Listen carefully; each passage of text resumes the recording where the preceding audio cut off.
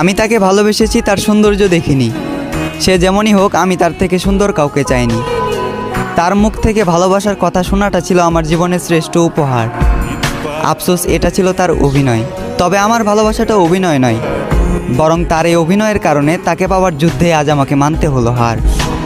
একটা সময় হাসির রাজ্যের রাজা ছিলাম, আজ সেই হাসিটাকেও হারিয়ে ফেললাম।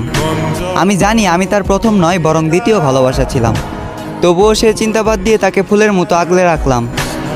আফসোস, সে ফুলের কাঁটাতেই আমার জীবন গেল, যে ফুলটা একটা সময় আমাকেও ভালোবাসার কথা বলেছিল।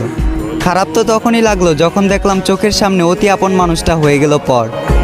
চোখ দিয়ে ঝরলো বৃষ্টি, বুক দিয়ে বয়ে গেল কালবৈশাখী ঝড়।